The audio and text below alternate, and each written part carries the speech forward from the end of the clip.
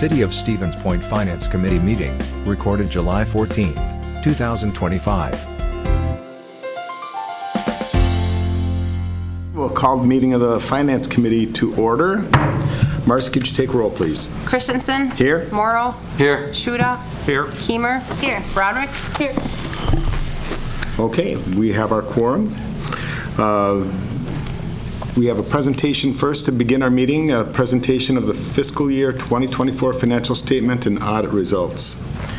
Yes, so I'd like to introduce Justin Hoagland from Baker Tilly. He's the lead accountant on our audit. So and he's going to take us through the 2024 financial performance for the City of Stevens Point. And I'd also note that his presentation was also included in your packet.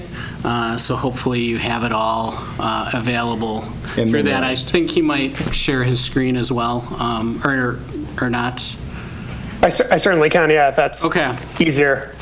Is that okay with everyone? Mm-hmm. That'd be fine. As long as I have the permissions to do it. Is it giving you permission to do that or not? Yep. Okay.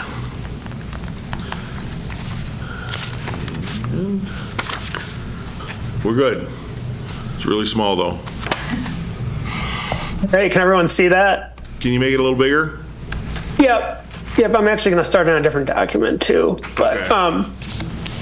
Well, good evening. As Corey said, I'm Justin Hoagland, principal at Baker Tilly, and I oversee the more of the city side of your audit. We do have a separate team at Baker Tilly that does the utilities as well as the transit and airport, because they specialize in those funds, but I'll kind of highlight those as well as far as their financial results. And so, we did issue your 2024 audits or reports back on June 23rd. And so we always like to come give a brief presentation to the Finance Committee, kind of going over those couple of reports that we issue, as well as some of the financial highlights, and then see if you have any, questions for me. So first, just want to say thanks to Corey and Matthew and their team. The audit always runs super smooth. I think we only had a couple audit entries this year. That's really good. I would say on average we usually see 15 to 20. So only having a couple again is really outstanding. And again, why that matters is because you can really rely on those budget to actual reports and stuff that you're getting, because the information's right. There's a lot of municipalities out there that, again, we go in, make a lot of adjusting entries to, where, again, those budget to actual reports they're getting are probably not that accurate. So, again, thank you to Corey and Matthew. So going over the couple reports that we issue, the first one I wanted to bring up here, it's actually called this. It looks like this. It's called the Reporting and Insights from the 2024 Audit. So this has a bunch of different information in it. It has my contact information if you ever need to get a hold of me. It has a bunch of other required communication that we need to give, those charged with governance, the committee. The one page I really want to highlight for the committee it's on page 14. Right here, it looks like this. It's titled Resources for Those Charged with Governance. So this actually has a link you'll kind of see here at the top to a Baker Tilly webpage that does have a bunch of different articles and everything related to some trending topics and regulatory updates and everything that are impacting the governmental industry, and they update it all the time. So again, there's a lot of really good stuff out there if you want to look at that link. I highlighted kind of the three biggest ones that we're seeing kind of impacting, again, this industry. The first one that we have here is funding, evaluation, and pursuit. The city does do a good job as far as getting grants and everything like that, but we always like to remind our clients, there is money out there. Make sure you're going after it. With the current administration, we don't know exactly how that environment's going to be looking. If anything, they're kind of signaling, less federal aid than more. So making sure you're thinking about that, both from kind of a funding pursuit strategy as well as a budgetary kind of consideration. Next, we have digital transformation here. Like it says, make sure you're streamlining inefficient processes, providing, digital access to, the public and everything like that. In the current kind of AI world and everything, it just becomes more and more important to make sure you're keeping up with pace. You're not just using paper for everything still and stuff like that. And kind of last one here, kind of going with digital transformation and cybersecurity. It is a huge issue. There have been municipalities in Wisconsin this year that have had their data hacked, stolen, and held for ransom. It happens to small and big municipalities, and it's just becoming worse and worse. So, again, making sure you have those kind of IT kind of barriers in place, insurance if needed, however, the city kind of wants a plan for that. But again, it's unfortunately becoming more and more of an issue. And, if you ever want to get some more information on any of these three, we do have, experts at Baker Tilly in all three of these that work with our municipal clients. So just let me know. I can set you up. Totally free phone call if you ever want to talk about, hey, what more should we be doing with those? The next document I was going to talk about just the financial statements themselves. The big piece is our opinion on the financial statements. So that's Roman numerals 1 through 3 of the financials, where we do issue what's called an unmodified or a clean opinion on your financials, similar to prior years, where we're kind of saying that your financials are, presented fairly in all material aspects. So all good from that standpoint. And feel free to, obviously, if you have questions, just stop me at any point. But next here, I'm going to kind of get into the financial highlights. And so, looking at this first page here, whenever I'm assessing the financial health of a municipality, I always like to look at the general fund first, right? This is the main operating fund of the city where a lot of the day-to-day transactions run through. And so, specifically, we like to look at the fund balance or the equity that's built up over the years. And so this first kind of bar chart up here is kind of comparing your 2023 fund balance levels to 2024. And you'll kind of see that your fund balance is broken down into 4 different buckets or types of fund balance. I'll start at the bottom. At the bottom here, you have about $1.5 million of non-spendable. So it's considered non-spendable because it's not in spendable form. A lot of that relates to, inventory and prepaid. So for example, with inventory, it's on your balance sheet as inventory, which means it also counts towards fund balance. But again, you're not expected to sell that inventory really and make money off of it. You're going to be using it, so it's considered non-spendable. You do have a little bit of restricted fund balance. A lot of that's donation. So again, if there's ever a third party kind of restricting the use of the funds, if someone donates something to the police department, says you have to use this for the police department, that's considered restricted fund balance. You then do have a good chunk in assigned fund balance. So the city can assign funds for whatever you'd like. A lot of places will assign it for future capital projects that they know are going to happen.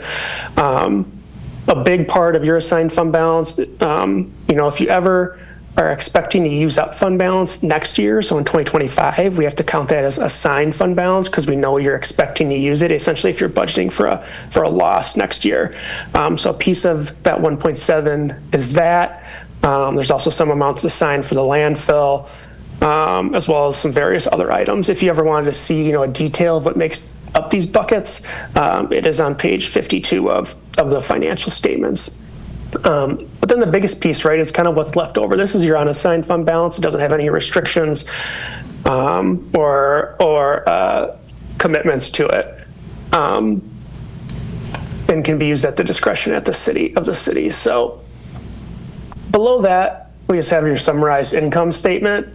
So this is a super high-level budget to actual report for your general fund. So you can kind of see here in the middle, you budgeted to actually use up about $1.5 million of fund balance, but you actually had a net income in the general fund of $851,000. So you did $2.3 million better than budget, right? Which is great. You'll see both your revenues and expenditures were better than budget. If you look at this $1.3 million positive variance for revenue, about $940,000 related to investment income, right? We still have a pretty high interest rate environment, overall positive market conditions, so your investment income was a lot higher, again, as it has been probably the last couple of years. So that's a big reason for that large income. Expenditures, again, I think the biggest piece I saw was about $340,000 of this variance related to the police department coming in under budget. And again, if you want to see detail of these figures, this is on pages 81 through 83 of your financial statements. So this next page, so kind of a ratio that we always like to calculate is we kind of take that unassigned fund balance that we just talked about, and we divide it by your expenditures in the general fund. Essentially, that's saying, if we don't take in any more revenue, how long can we kind of keep the lights on and keep paying those bills just out of the fund balance that we've accumulated throughout the years. And so you'll see that the city is here in red. And so for 2024, that's 47% or very close to 6 months that you could kind of keep paying those bills with that unassigned fund balance. And so the city does have a policy that you want to keep it between 4 and 6 months. So 6 months up here is this black line. And you can see you've been very consistent over the last 5 years, kind of between that 49 and 45%. So you're within that policy that you have. These blue dots here are other municipalities your size in Wisconsin and where they're at. So you can see you are a little bit higher than where they are on average. So you can obviously tell that, from 2023 to 2024, you did have a little bit of upkick in this because of that big net income we just talked about. But again, it's just a little upkick because, each year, or most of the time each year, you're going to have a bigger budget, right? So this is kind of comparing your budget to that unassigned fund balance. So as the budget grows, kind of usually your unassigned fund balance will grow as well. So next, we always like to talk about debt. So this kind of line chart up here is comparing your general obligation debt limit, which is 5% of your equalized value per state statute. So that's the black line. The red line is how much GO debt you actually have outstanding. And so you can kind of see that you do have, there is a decent amount of space between the two. You do have some capacity there to borrow if needed. You've used up right here about 31% of that statutory debt limit at the end of 2024. I know that the city does have an ordinance though that to limit this to 3% of your equalized value. So technically you're a lot closer to using up the debt limit, but again, you still have that capacity to borrow if you need to in the future. And this 31% figure is pretty average for other municipalities. I would say the average is between 30 and 35%. So again, in a decent spot as far as your debt and ability to borrow for capital projects going forward. This next page, one thing we always like to calculate is, what percent of kind of your normal routine expenditures do you have to pay to service that debt, right? Because if you're using it on debt service, you can't use it on something else. So again, the red is Stevens Point. So for 2024, 21.4% of your expenditures had to go to service that debt. That's, again, pretty average. You can see the black dots are other municipalities your size in Wisconsin. Again, you're kind of right in line with that the last 5 years. So definitely no concerns from kind of a debt management standpoint. So these next two pages, I would say the city has a lot of TIF districts out there. You're up to like 14 now. So this page is just kind of showing, over the life of the TIF districts, how much revenue have you had, how many expenditures have you had for each one, when was it created, and when's the last year to collect increment, just for your kind of benefit. TIF 7's the next one to close. The last year to collect increment is 2028 here. Other than that, the rest of the TIFs really have a decent amount of time going before they're going to require to close. You can always close them early if they're doing well, but so that's kind of what this information is doing.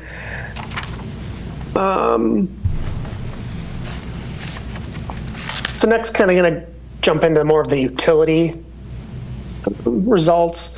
So first, starting with your water utility, kind of at the top here, we have your operating results. The green's operating revenues, black's your operating expenses through the last 5 years.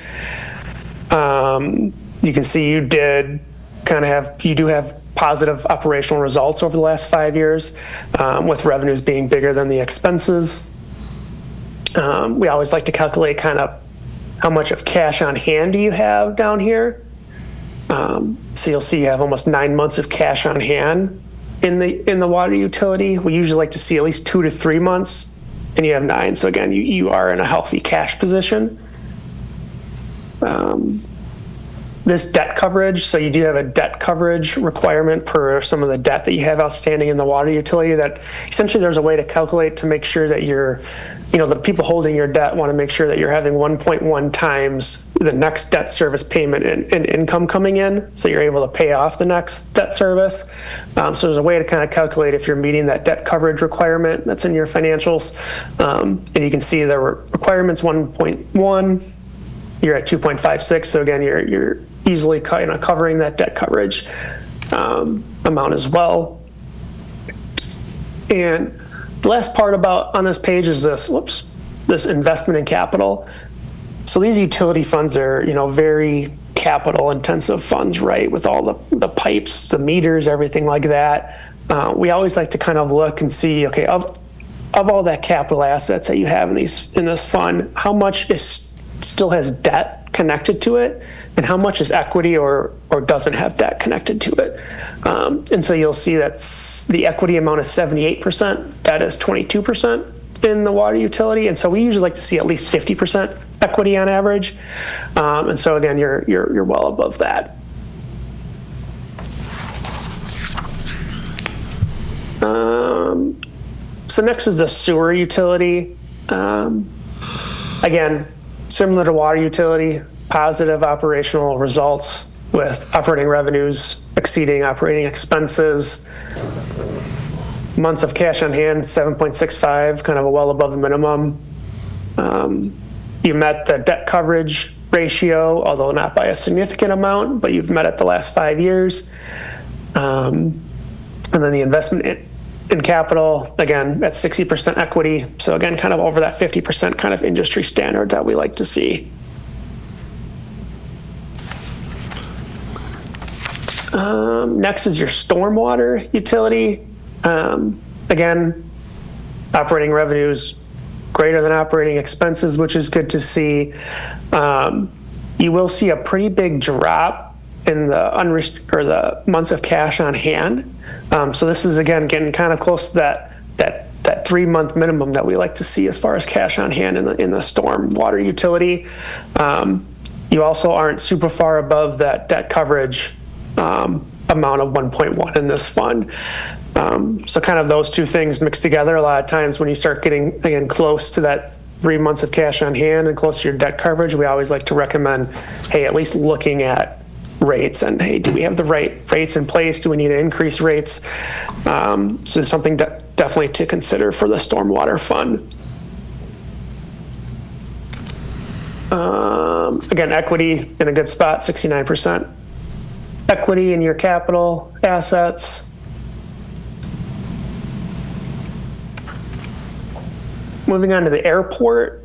So I think that, the big thing for the airport that I was going to mention is you did have a loss this year of about $180,000 in the airport, where your operating, expenses were actually greater than operating revenue. So something to certainly look into, maybe do cash flow projections, kind of see what the future looks like for that fund. You will see the months of cash on hand down here going down each of the last 5 years. So again, eventually that won't be sustainable. So again, something to kind of be proactive about and kind of, okay, what's going to be the future revenues and expenses, and are we able gonna, how are we gonna kind of cover any deficits if that happens? So airport fund, definitely something to kind of keep your eye on.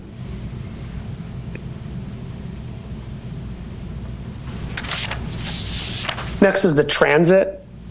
And usually the big things I always like to point out is the operating revenues. You can kind of see the green here, the orange is your federal subsidy.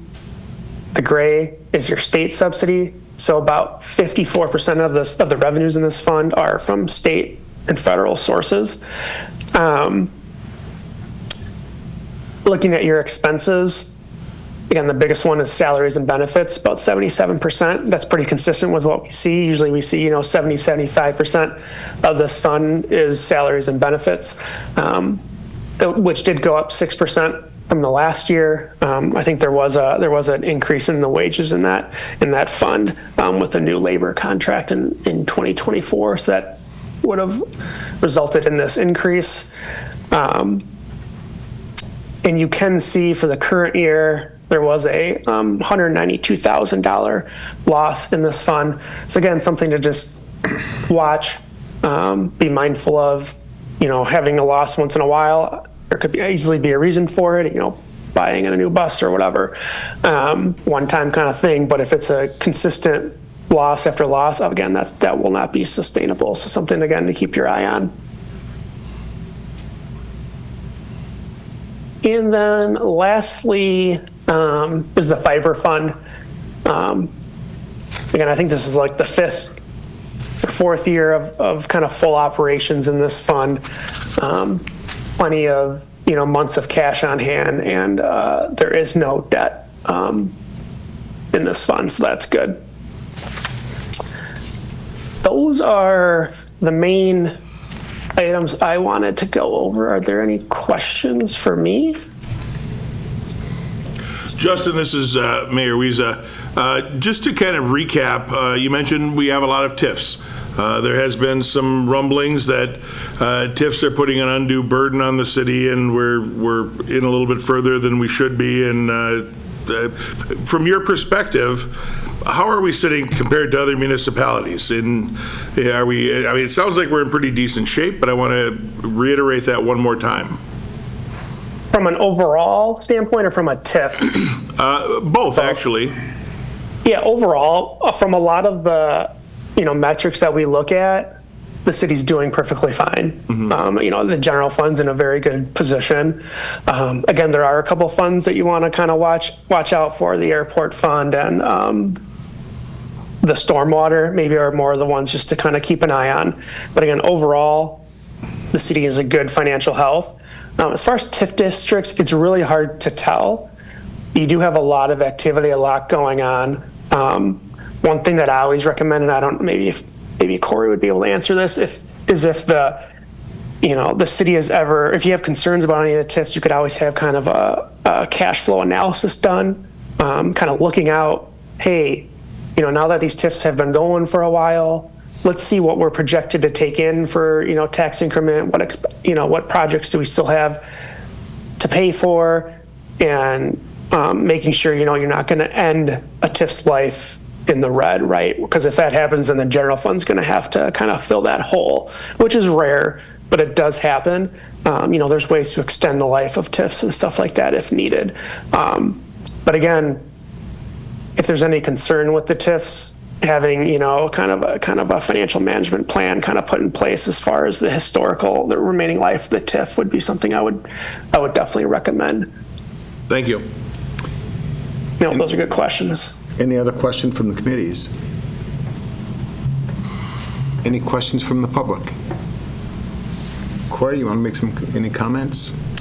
No, I think Justin hit on all the points that I was going to make. So, like he said, there are some things that we need to keep an eye on. One is the stormwater utility, probably expect a rate increase, I would assume. And then also the airport is something that we're going to need to figure out as well. Okay. And Mr. Chairman, the things that I want to point out are things that Justin touched on, but just re-highlighting those that compared to other municipalities, our debt is really good. We still, we're not borrowing as much as we would be able to, and that's a good thing. Right. We're right in line with where we should be. Our fund balance, our savings account, it's not a big vault of money in Corey's office that we're just sitting on for bonuses or something. We are right at where we should be in regards to savings, as well as, the same place that I would expect households to be, right? You want to have a certain amount tucked away for expenses should something happen. That's what those things are. So we are right in line with where we need to be on all of those matrices. Yeah, I think your point, especially on borrowing, is important because by state statute, we could borrow up to 5%. We've set a limit of 3%, and we're still under that. There's a number of entities that have borrowed right up to capacity and are unable to do projects. We could basically borrow, we could double our amount of borrowing and still be under state statute. So I think, have done a really good job of being good stewards of taxpayers' dollars. I agree, and I think it's also important to note that debt service for the borrowing, that falls squarely on the shoulders of the taxpayers. So by not borrowing what we could, we are actually being good stewards of the money. Okay. I think that takes care of that agenda item. It's, I think, bottom line is overall we're in very good shape, and I think that's important to note. The next item on our agenda. Thanks, Justin. Thank you all. Oh, he is still on. I looked, I didn't see him. All right, thanks, Justin. Yeah, don't say anything bad about me yet. I'm still No, we wouldn't do that. The item number 3 on our agenda is a presentation on the possibility of creating a joint fire department district with Park Ridge. I did have a chance to sit in at the Police and Fire Commission. I know there's some questions, and Corey's here and we're just beginning this discussion. It's a possibility. I know I heard there's some people that were concerned this is already a done deal. We're very early on in the process. It's just right now informational, just it's a possibility that we're investigating. So, And if I could just touch on that a little bit too. Again, this is preliminary. Yes. Some of you probably only heard about this a few days ago. And yes, some work has been done on Corey's part to see if this is even an option. So he is prepared because he's investigated it, and he wouldn't bring it forward if it wasn't at least something that would be worth giving a look to. So that's all we're asking for. Yeah. Right, something to consider. Exactly. So yes, some work has been done behind the scenes, but only to make sure that it's viable. Right. Yep. So, Corey, please. Sure. Well, thank you. So first of all, as far as why I'm up here and maybe not the fire chief or somebody else, the reason is because the motivations are primarily financial, and I ended up doing a lot of the legwork for it. But I might defer to the fire chief on certain questions if they come up. And then the other thing that I want to point out is I may also defer to Marcy as well, because I think, as I mentioned before, Marcy is a former clerk treasurer for the Village of Amherst. The Village of Amherst actually does have a joint fire department, a joint fire district, and they do use this levy exception. So she actually has some experience with this concept as well. Interesting. One person you won't be referring to is the city attorney, who's on vacation this week. Yep. There may be some questions that we don't have the answers to legally, but we'll get those answered from city attorney when he gets back. Sure. Okay. Thanks, Corey. Yep. So getting into the first slide here. So the format of the presentation, I broke it into 3 parts. First, the problem. What's the problem that we're trying to solve? And that's really unreasonable property tax levy limits, financial constraints, and low net new construction. What's a potential solution? And that would be a joint fire department would provide a levy limit exception, allowing more financial flexibility citywide. And then what are the requirements to implement the solution? And one of the requirements is each municipality would need membership on governing bodies and ownership of department assets. And also note that this is just an introductory presentation. We're not looking for a formal decision today. I think, as a lot of you who have worked with me for a while know, I don't like to throw big concepts out there and then say, okay, now hurry up and make a decision right now. I like to give you a little time to sort of consider things, ask some questions, maybe even after the presentation, before we are actually looking to make a decision on moving forward. So getting into the problem, unreasonable property tax levy limits. They were first implemented in 2005. They apply only to the levy for operations, not the levy for debt service. I know you've heard me talk before about operating and capital budgets are separate. There's no limit on the debt service levy, so that gives us a lot of flexibility with our capital budget, but unfortunately there are some pretty tight limits on our operational levy, so that does restrict our operational budget. It applies to the total operational levy, not the tax rate, so even if we have market-based appreciation of values, that does not increase our allowable levy. And what you saw with the last revaluation, I know a lot of people feel like, hey, my taxes went up quite a bit. I feel like the city should have a lot of extra money. The actual reality is that that was really a shift in the tax burden. Residential appreciated faster than commercial did, so you had a bit of a shift in how that tax burden is distributed. But before 2011, levy limits allowed for an annual increase the greater of net new construction or 3%. So everybody got at least 3%. In my opinion, that was reasonable. It didn't allow municipalities to necessarily go wild and crazy with a 3% increase, but it at least allowed municipalities to handle inflation. And quite frankly, if that were still the law, I probably wouldn't be proposing this, because I would say I think we can make it work with a 3% annual increase. Unfortunately, things did change. And in 2011, you had a tightening occur where levy limits were changed to allow for an increase in the operational levy by the amount of net new construction only. Net new construction is the growth in tax base due to new construction minus demolitions. If negative, a 0% increase is allowed. So in that case, you have nothing to account for any inflationary increases. No net new construction equals no levy increase. And the ability to continue operations at the current level is really tied to the amount of private sector construction. So this is difficult unless you have really strong new construction.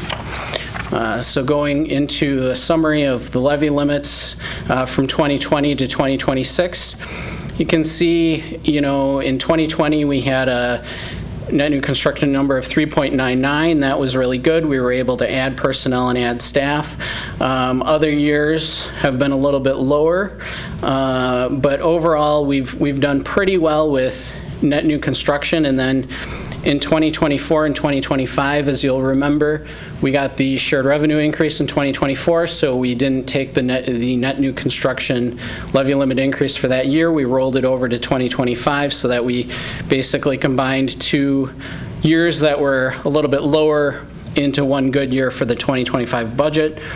The problem is for 2026, we're projected at around a 1% increase for net new construction. That's at least our initial projection.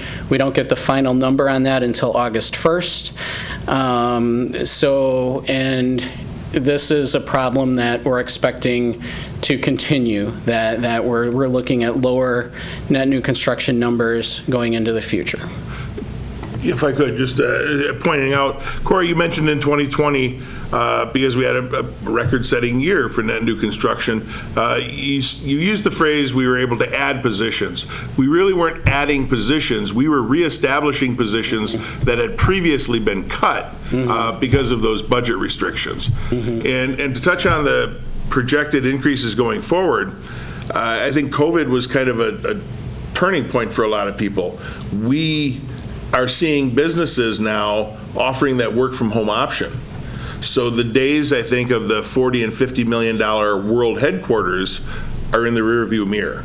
And those are the big projects that had really carried us along with net new construction with Century and Skyward and Delta Dental and a host of others that had just built new buildings. That was very helpful, but I think we're finding now that those larger corporations are not going to be investing as much, especially with interest rates the way they are and construction costs. So I think that Corey is dead on when we're going to see lower than average net new construction. Yep.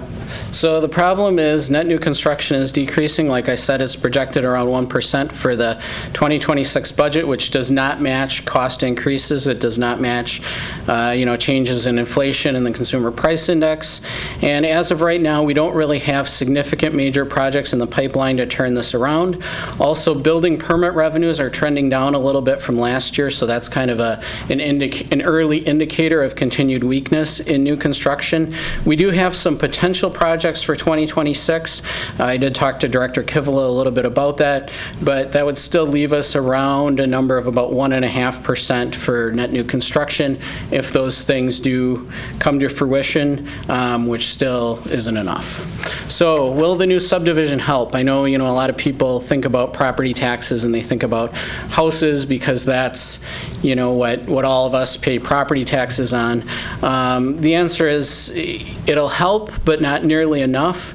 So we need about $28 million of new construction to get just a 1% levy adjustment.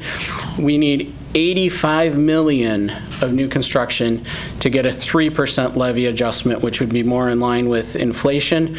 So if I figure 20 homes at $450,000 each, that's about $9 million of new construction, which I think is what we could expect in one given year. That's a 0.3% levy adjustment, $43,000 in additional levy capacity. Kind of like the mayor said in the past, we've relied on really large commercial business construction, some of the projects that he mentioned, to make our net new construction number really work. So, are we alone? And the answer is no. Many municipalities are struggling with levy limits and challenges to the operating budget. Over the past 6 years, the average change in the consumer price index was 3.75. Statewide average net new construction was 1.65, so less than half of CPI is what municipalities are facing sort of statewide. The city of Stevens Point over the same period of time had an average net new construction at 2.3%. So we beat the statewide average, over the last 6 years, which is great. The problem is we don't appear to be on track to do so going forward. So, will we be okay for the 2026 operating budget? Currently, it's too soon to tell, but one area of promise before I create a big stir is that we are expecting an increase in transportation aid, and general transportation aid is an amount that's based on our 6-year average of transportation expenses. In 2024, we spent extra on transportation for the Badger Avenue extension in TIF 9, as well as for the subdivision construction. Those were all road expenses to put the roads in there. So we should see a bump in transportation aid for 2026, which should help with our budget issues for 2026. However, 2025 is a more normal year for the amount of transportation spending, so we don't expect a similar increase for 2027, which of course is a problem if new construction stays around 1%. So that's why we need a solution for the 2027 operating budgets and future budgets. So I wanted to get into what is a levy limit exception or adjustment. Is this some, sneaky kind of thing? The state provides a limited number of levy exceptions adjustments for various purposes, such as to incentivize service delivery models that they like or accommodate extenuating circumstances. So a couple of examples of other exceptions. You have an exception for debt service or debt payments, completely exempt from the levy limits. I know we've talked about that before. You have a complete exemption for countywide EMS services. And right now in Portage County, we have a countywide EMS system. The county is able to levy an unlimited amount to fund that system. One thing that I will say is even though there's no limit on the amount that they can levy to support that system, they are, I think, very cost conscious with how they manage that system. I know that because we bargain with them to get our contract renewed for EMS services, and they definitely are watching those taxpayer dollars very closely, even though they are exempt from the levy limits. You have the joint fire departments or joint EMS districts, which we're talking about today, which would be CPI plus 2%. We're not looking at a joint EMS district because we already have the Portage County ambulance system. So we don't need to look at a joint EMS district, but we're looking at a joint fire department as a possibility. There's also exceptions for unreimbursed expenses related to an emergency or disaster. That's a 1-year exception. And there's an exception for refunded or rescinded taxes. Somebody sues us for an excessive assessment, maybe we have to refund some money. We're able to recover that through a levy limit exception to recover those costs. And then also there are exceptions for an increase or decrease for transfer of services from one unit of government to another. We did this when we consolidated joint dispatch with the county. We actually transferred our levy capacity to them because our expenses went down as we sort of divested from that service. They took it over, so then they were able to take our levy capacity that we transferred to them. So, basically every municipality in the state has to file a levy limit worksheet. Every year there should be a clerk or treasurer in that municipality that understands the levy limit worksheet, that understands these exceptions, and that can sort of explain what's available to the municipality and what the options are. So, potential solution to our financial problems is a joint fire department with Park Ridge. So, because there is the levy limit exception for charges from a joint fire department, and then the joint fire department charges each municipality an assessment for its services, I wanted to note that it doesn't directly levy taxes. It would charge each municipality, so it would be a charge to our municipal budget, it would be a charge to Park Ridge's municipal budget, and then the municipality would still levy the taxes to fund fire service, similar to how it works right now. In order to qualify, the increase in that joint fire assessment must be less than or equal to the consumer price index, otherwise known as inflation, plus 2%. So, for example, the current CPI is 2.4%. You'd add 2% to that. That gets you a total adjustment of 4.4%. The net fire department budget right now for the city share is about $4.6 million. Multiply that by 4.4%, you get about $204,000 for the joint fire department exception. And I want to note that that CPI plus 2 formula applies only to that fire department portion, not to your entire tax levy. So the impact on the levy limit formula, currently we have an operating levy of about $13.6 million. 1% adjustment to that is $136,000 that we have to fund, the total increases in the city budget. Our city budget is $29.6 million, just under $30 million. So as you can imagine, it's really hard to fund inflationary increases on a $30 million budget with $136,000. So with the joint fire department, basically how that works with the operating levy is you still get that 1% exception and the $136,000 that you can use citywide, and then you also would have the joint fire department exception of $204,000 for total allowable adjustment of $340,000.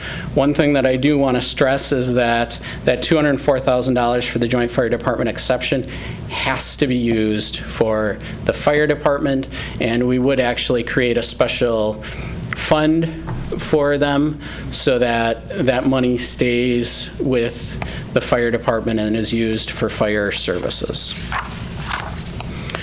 So one thing to note is everything must be included in calculating compliance with the CPI plus 2% limitation. So it includes operating expenses, it includes capital expenses, it includes debt service expenses. Right now, the city currently only has the capacity for operating expenses in the operating budget, and then capital expenses are borrowed for, and then the debt service is exempt from levy limits. That's how we're used to funding things on the city level. we're not used to having a restriction on debt service expenses. So what we could do is we could include borrowing for joint fire capital expenses in the regular city borrowing, but split out a separate repayment schedule. And also, if we needed time to build in that capacity to pay those debt service expenses, we could backload that portion of our principal payments related to joint fire back into the schedule, kick it out, for 9 or 10 years to allow time to build that levy capacity to pay the debt service. So how would that projected $204,000 be split? Basically, if I take, a 3% increase to the overall operating budget of the fire department, that's $139,000. We are settled with the fire union for a 3% wage increase for 2027. But of course, dealing with operating budgets, they do vary just based on turnover, longevity progression, health insurance enrollment and changes, et cetera. So this is just a projection. And then the remaining 1.4% would be used to build in that debt service or capital funding of about $65,000 is the current estimate. And note that that's just the first year. It would build from year to year.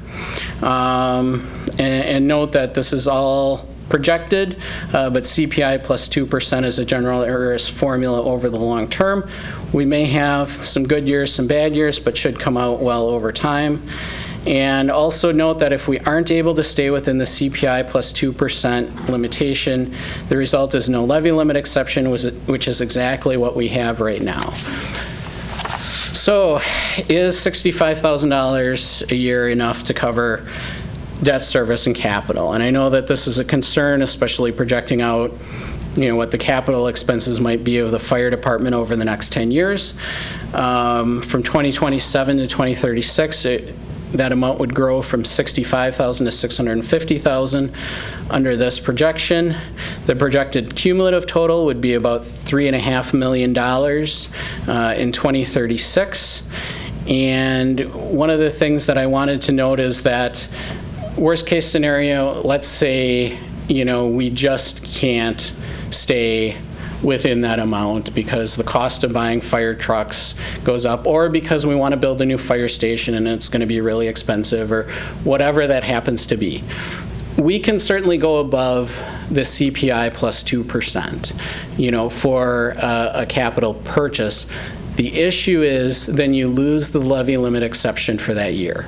So basically you would be taking a year off from the levy limit exception. So worst case scenario, it's definitely a possibility that, okay, maybe if we buy a fire truck every 4 or 5 years, maybe every 4 or 5 years we're taking a year off from that levy limit exception as the worst case scenario. But either way, you're still getting, 4 years of levy limit exceptions, taking a year off, getting another 4 or 5 years of levy limit exceptions. So we're still ahead if we have to do that. We're just not as ahead by as much as I would otherwise hope to be. So how would these increases be used? First priority would be sort of your non-discretionary items with inflationary cost increases in salary and benefits, and also the debt service costs. Then number 2 would be cash finance, fire capital assets. And then if we're able to get down to number 3, we can certainly discuss other needs. But one thing that I want to note is the council still has to approve the budget for this joint fire department. So in terms of discussing other needs, that would still be something that we would handle as part of the budget process for the joint fire department. So based on the estimate in the preceding slides, we'd be looking at achieving over $2 million in additional levy flexibility per year within 11 years, but the majority of this would likely go to cover cost increases. Also, the $2 million figure is highly dependent on what happens with inflation, since it is an inflation-based formula, and the estimated breakdown of that $2 million is that 1.39 million would be for operations, 650,000 for debt service or capital. So who benefits? The answer is every department, because the fire department will have its own levy limit exception or funding source, will no longer need to compete with other departments for funding. You have a shared pool of funding that stays the same size but is split fewer ways. The analogy that I used for the Police and Fire Commission is it's kind of like if you're a family that is somewhat limited in resources and has a limited amount of food. Well, if you have the ability to send one of your family members to go eat at a friend's house, okay, now that those needs are getting taken care of somewhere else, and you have more for everybody else. So that's the analogy that I came up with to explain that concept. So, okay. So, what would be the potential impact on taxpayers? Because I know this is something that a lot of people want to know. So we've got existing, impacts with our base 4.5% increase that we've already kind of adopted going forward to bring our capital plan back into balance. For 2027, we've got half of City Hall coming on, and then you've got the joint fire department. So if all $204,000 are used for operations, I'll take a median valued home of $194,000 in assessed value. You have your base 4.5% increase, which is $77. You have half of City Hall, which is another $76. Then you have the joint fire department, which is $17, for a total of $170. So you can see definitely, and as we've discussed, we had a pretty extensive discussion back in May on debt and capital projects and the effects on the levy. And we've been, I think, pretty transparent that, yes, we expect taxes to go up over the next 5 or 6 years. You can see that the joint fire department is an impact. It's certainly not as large of an impact as some of the other increases are. Sure. Do you want to come up to the microphone so the people watching from home can hear you? So sorry to interrupt your presentation. Yeah. Per year, every year, indefinitely is my question. Yes. So it would be per year, every year. So that $17 is for 1 year. It would build. It would be another $17 the next year. It would be another $17 the next year. So yes. So that is correct. Okay, and then I also included a slide on, realistically, that would be if the entire $204,000 is being used for operations, but more likely, we're using $139,000 for operations. We're using $65,000 of that $204,000 for capital projects or debt service. So you kind of have an offset there, that we have an additional $139,000 in operating. We've got $65,000 less that we have to borrow for, so that has an offsetting impact. So then per $194,000, that joint fire department portion then would only be $12 under that scenario, which I think is the more likely scenario, and that brings you to a $165 increase total on a $194,000 home. So changes in the operating levy versus the debt service or capital levy. So currently we levy a little bit over $20 million. $13.6 million is for operations. $6.7 million is for debt service. So without a joint fire department, you've got a 1% increase in the operating levy of $136,000. The debt service levy would grow by about 24.9%, or about $1.6 million, which would be half of City Hall plus getting our capital plan back into balance with that 4.5% increase. So you're looking at a total increase of about $1.8 million, or an 8.9% increase in the total levy. With the joint fire department, now you're looking at an increase in the operating levy of about 2% under the scenario of using $139,000 for operations. So that gets you $275,000 for the operating levy. You still have the $1.6 million for the debt service or capital levy. So your total levy increase is 9.6%, or a little bit under $2 million. So, and then just to demonstrate this, another way to say, well, if we're borrowing $65,000 less, can we show that a different way?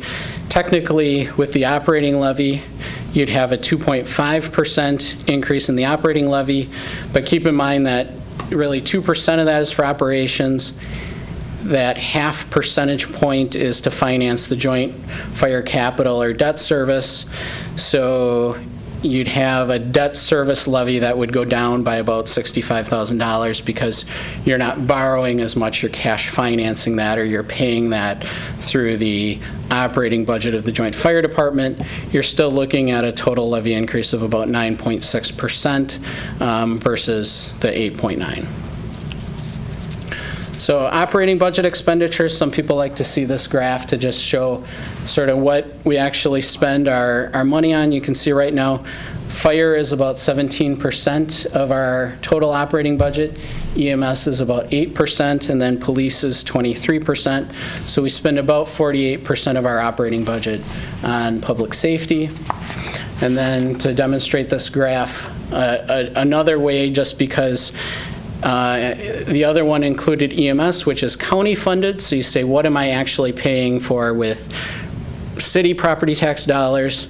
Well, then really we would take EMS out of that because that's not paid for by city property tax dollars.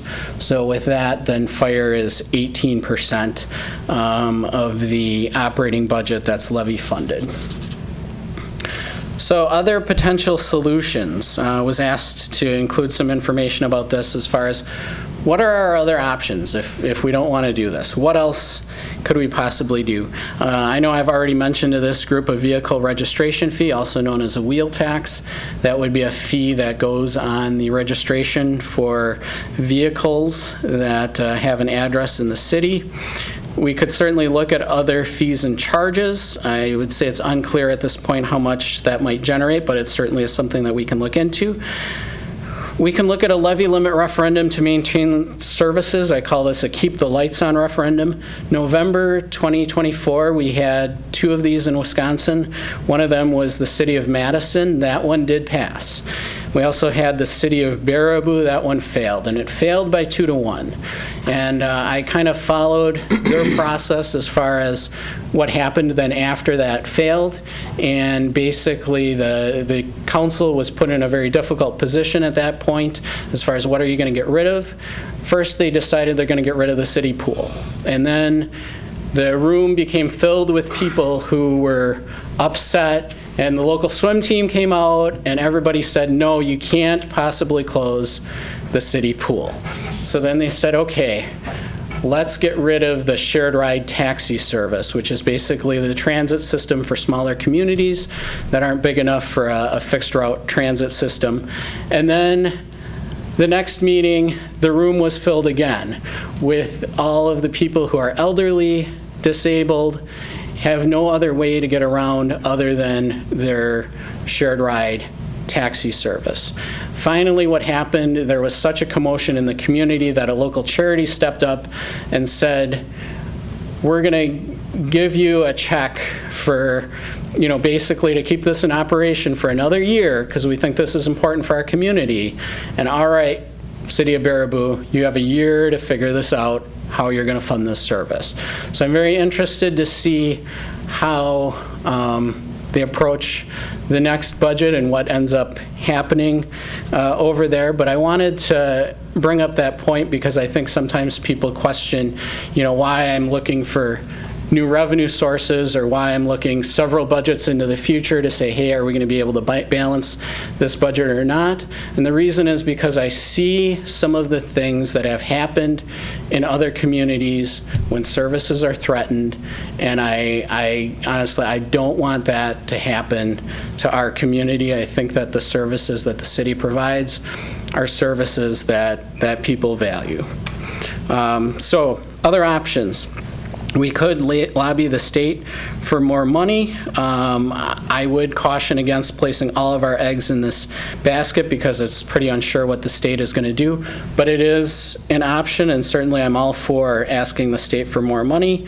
We could look at cuts to programs, services, and personnel, and I'm not suggesting that I want to go that direction, but that's an option. And also another option that, you know, we could look at is we could look for employee concessions. That'd be pretty difficult. Again, it's not really a direction that I desire to go, but we could reduce or eliminate cost of living adjustments.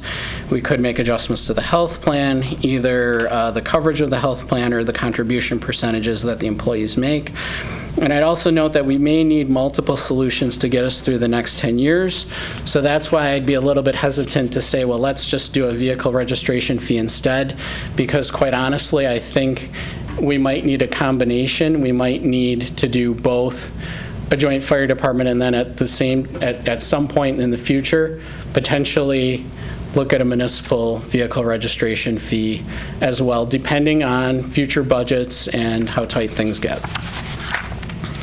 So what do we need to do to take the levy limit exception? The increase can be no greater than CPI or inflation plus 2%, or you lose the exception in its entirety. So that makes it important to stay within the limit. Also, the governing body of each municipality must pass a resolution to take this exception, or no one gets to take this exception. So that's important. That means that both communities sort of need to be on the same page to an extent as far as what we're doing with this service and how much it costs. So continued, also must be in operation for a full year before qualifying. So if the joint fire department is created as of January 1st, 2026, first budget year to take the exception would be 2027. Also must meet the requirements of a joint fire department, which is both membership and ownership. Membership means each municipality must have membership on the bodies that govern the joint department. Ownership means each municipality must have an ownership interest in the capital assets of the joint department. We currently don't meet the above requirements with our current contract with Park Ridge. Therefore, we don't have a joint fire department that qualifies for this levy limit exception. Right now, it's more of a vendor-customer relationship as opposed to joint management and ownership.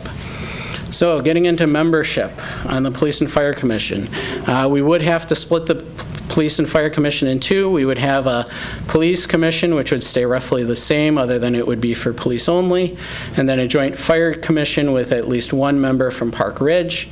It is up to us to determine the number of members from each municipality. Could have 5 from Stevens Point and 1 from Park Ridge. That would create an even number, though, so we could add or subtract 1 member from Stevens Point to make an odd number. And also, if desired, and this would be really more up to the commissions, but they could run the meetings back to back. That's the current practice with the Utility Commission and the Airport Commission. So, also with membership, we would need a body to carry out the Common Council's duties as they relate to police and fire. Now, a lot of the duties are with the commission, but there are some duties such as setting compensation, such as sort of the purse strings and some of the financial decision making that are with the city council. So we would need to create a joint fire board, which would have membership of members of the city council and 1 member from the Park Ridge Village Board. So, and note that the decisions of the Joint Fire Board, other than the budget would still be approved by each municipality's governing body. But apart from that, the decisions of the Joint Fire Board would be final. They would not go to full council for approval or ratification like our standing committees do.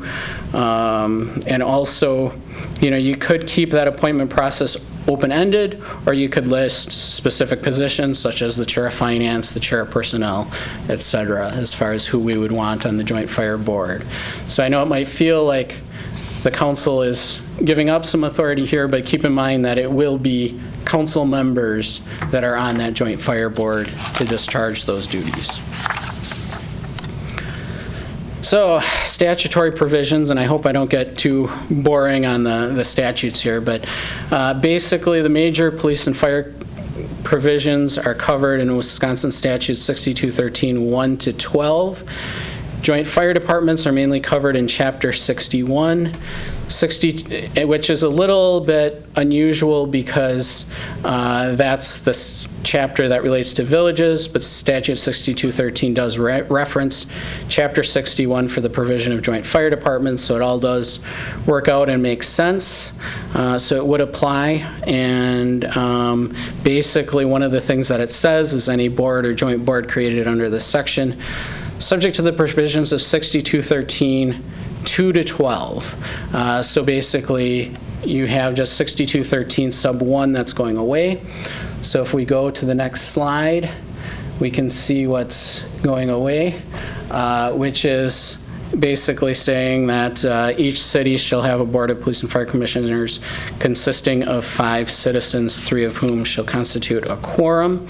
And 6213.1, then in the next slide, is replaced with municipalities creating a joint board under this section may jointly determine the number of commissioners to be appointed to the joint board by each municipality and the length of each commissioner's term. So that's something that's basically up to us to decide. So we would no longer be required to appoint exactly 5 members. Getting into ownership, like I said, 2 big requirements are membership and ownership. We covered membership. Now getting into ownership. Right now we include an amount for replacing capital assets in our fees that we charge Park Ridge, but they have no ownership in those assets. They don't build any equity, and it's all one combined fee. To keep fairness with what the city pays and what Park Ridge pays, we would probably need to take the capital amount out of their fee and then add it back in over time. The current contract has 3% annual increases, and so basically what would happen is the Park Ridge contract payment would go down a little bit for 2026, but then would grow faster than the 3% that they've currently agreed to as debt service and capital is added back in. A requirement of a joint fire department is joint ownership. And from reviewing other joint fire department district agreements, the following seems customary related to ownership, which is each municipality retains ownership of assets acquired before the district was created. Each municipality retains ownership of existing structures and buildings. We could set up a triple net lease for the fire stations, which basically means the joint fire department would pay for needed capital repairs in exchange for using them, and then newer replacement assets are owned by the joint fire department. Each member municipality owns a percentage of the asset. This would only really come into play if the joint fire department dissolves, and in that case Park Ridge would be paid for its depreciated ownership interest plus its share of any joint fire department fund balance or savings and minus its share of any outstanding debt. So also continuing on with ownership, would need to decide what qualifies as a capital asset. So for purposes of our financial statements, our current threshold for tracking a capital asset is a value of $5,000 or more. Would recommend the same to be consistent. So for example, let's say the fire department goes and they buy a broom to sweep the floor and it's $20. We're not going to count that as a capital asset. We're not going to figure out what portion is owned by Park Ridge. We're not going to figure out a depreciation schedule and say that, in the event that we dissolve, they own 20 cents worth of this broom. So that's why we would bristles. So that's why we would need to set a threshold to be realistic as far as what really counts as a capital asset. We would also need to think through how we handle new structures and buildings, such as the training site that is still being built out. We could have joint ownership of the new buildings. So that's certainly something to be discussed in the future. Also, don't forget the resolution requirement. The governing body of each municipality needs to pass the levy limit adjustment resolution, or no one gets to take that levy limit adjustment.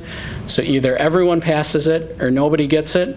And many joint fire departments have a requirement for each governing body to independently pass the budget for the joint fire department. This helps ensure that there's passage of that resolution, which is really important. And one of these agreements includes 7 municipalities, which honestly, I can't imagine presenting a budget 7 times. But, there are municipalities in Wisconsin that are working together on that level where you've got 7 municipalities working together, each passing the budget, a board of 14 people, 2 people from each municipality. And we could also have language for a status quo budget continuation if the municipalities are not able to come to a consensus on the budget, which I think is important just in case there is an impasse. We should have some language in there as far as what would happen. So the City Council would not be giving up its authority to pass a budget. And also I want to stress, I think I said this already, but the Joint Fire Department would not have taxation authority. Each municipality would pay in to fund the expenses of the Joint Fire Department. So impacts on the fire union. We actually have an article labor agreement with the fire union that talks about consolidation and mergers, and it specifies that we will honor the wages and benefits section of the current collective bargaining agreement. Honestly, we would do this regardless if it was required or not.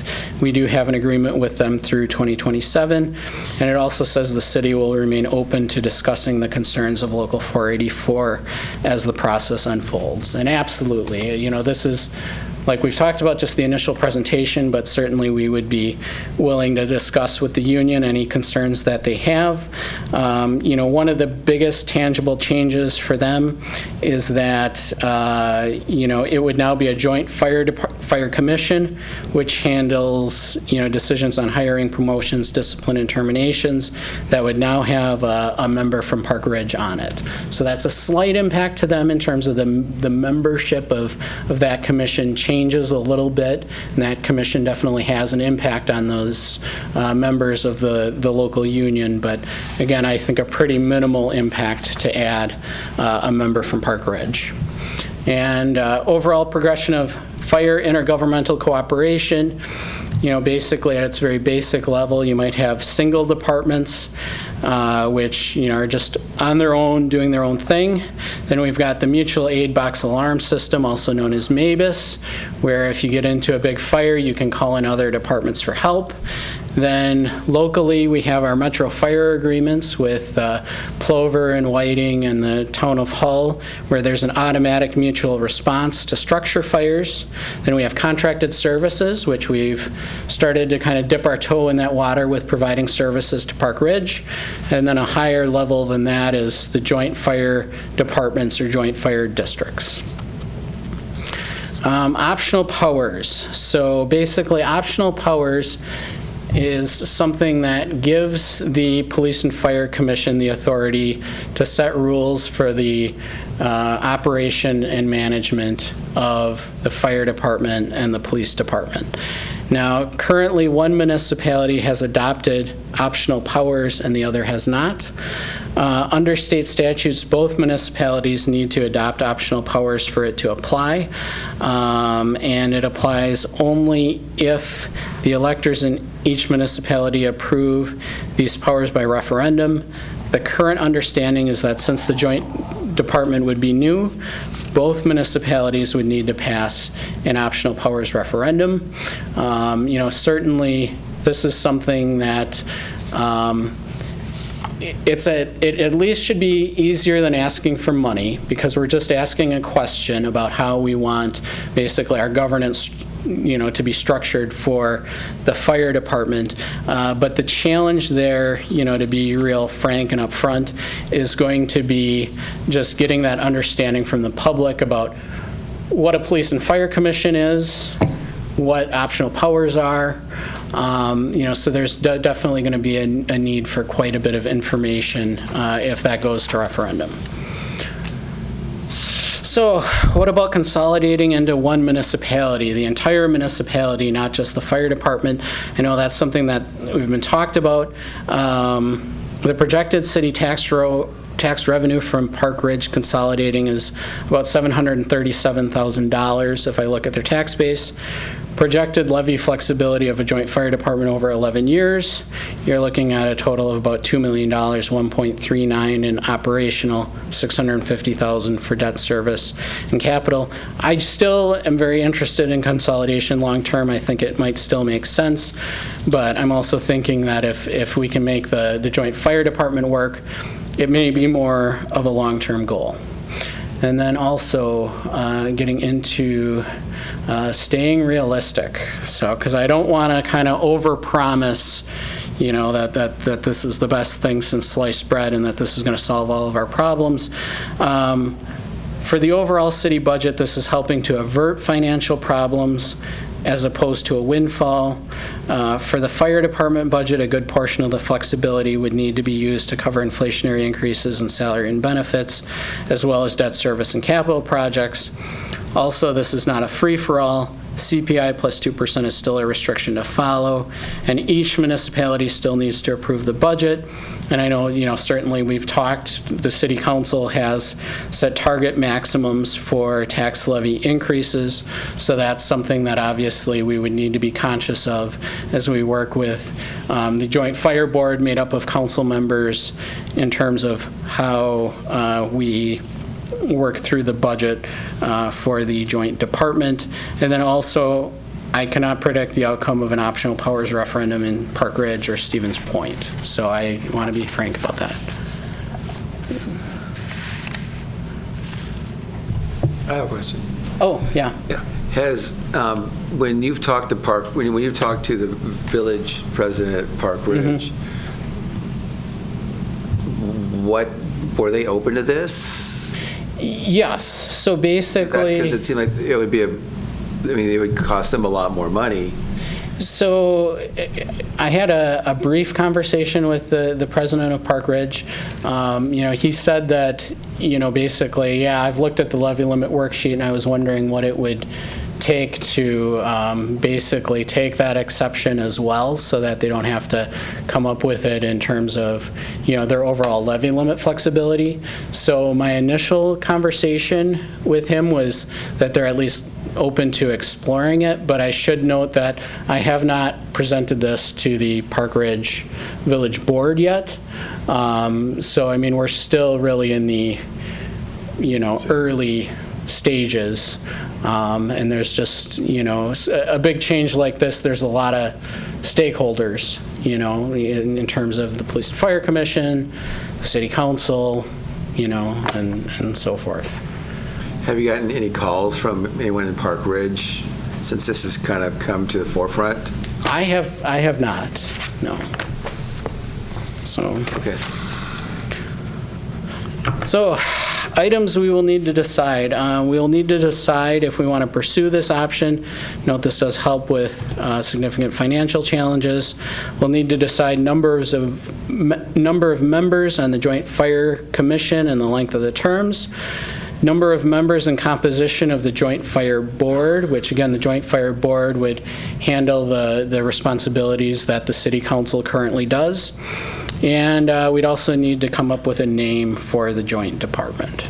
So some things to think about for sure. So, and then next steps. So if you have any questions or concerns, please feel free to contact me. I got my phone and email up there.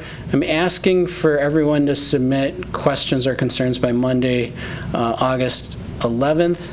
And then if we're going to make this work for 1/1 of 26, if we stick to that timeline, then I'm hoping that during September meetings we can get either a yes or no in terms of either continuing to pursue this, work on drafting an intergovernmental agreement, or no, we're not interested in this. I understand that it's a big change and that we may or may not make this timeline and that we may have to kick it back a year if we need to.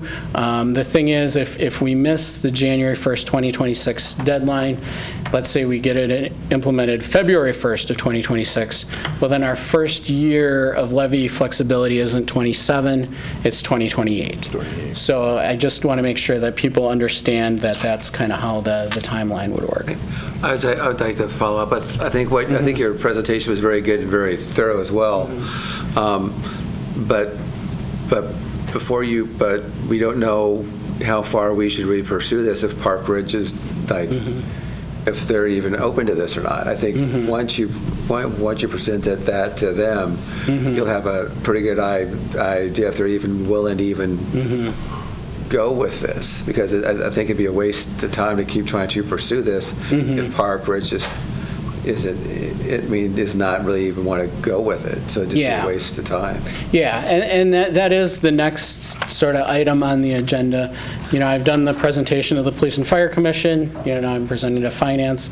The next item on the agenda is to really sit down with the Village Board of Park Ridge and to get them to understand what it means for them. And then basically, you're right, both Stevens Point and Park Ridge have to agree to this. So, it might happen, it might not. Corey, quick question. One of the things that would be required would be for both communities to pass the special powers referendum. If that would have to happen also before that January 1st date? Well, the thing is, so there aren't any elections scheduled before January 1st. Right. So basically, there are two ways that you can approach that. One is to say, we're going to create this, and we're going to have the referendum basically after it's created to basically add back optional powers for that fire commission. That's legal. Yeah, it wouldn't have any effect because this wouldn't take effect until 2027 anyway. Right. So if the resolution fails in April of 26, for a moot example, point. Yeah. no harm, no foul, we Right. go back to doing our own thing. Gotcha. If it passes, then we have the assurance that in January of 27, the levy flexibility will be in place. Yeah, and it kind of depends on, how strongly we feel, quite frankly, about optional powers. If we say we're willing to do this regardless of the results of a referendum, well then, it makes sense to push through and do this. Now, if we say we will only do this on the condition that an optional powers referendum passes, that's a different thing. So I guess that's one of the decisions that we have to make is, how do we prioritize, that issue? So, because if the optional powers referendum fails, we could still do this. The thing is, though, then the Joint Fire Commission wouldn't have optional powers, and those powers would then shift from the Joint Fire Commission to the Joint Fire Board, which is made up of council members. Okay. Any other questions from the committee? I have a few. Sure. Maybe. Not all need answers tonight, certainly, but I guess on its face, I'm a little bit skeptical about this because it seems like there are so many dominoes that need to fall. And to me, a keep the lights on referendum seems, although it would be a hard sell with residents, the path of least resistance here compared to 2 referendums and restructuring boards and getting Park Ridge buy-in and all of that. So that is kind of my initial direction on this, particularly when we do have some fire department assets that we're looking at adding in the next couple of years. Like we just approved funding for an apparatus, which then Park Ridge would kind of just be getting a chunk of, it sounds like. Unclear about that. I guess one thing I have not heard anyone touch on yet is how this might impact our shared revenue from the state. Is that something that we've looked into at all? So this should not have any impact on shared revenue. Okay. No, and the same with continuation of services, because effectively Park Ridge doesn't have anything to offer. So the continuation of services requirement on that shared revenue would remain in place. It would still be our fire department providing all the personnel. Thank you. Anyone else from the committee? Anyone from the any questions from the public?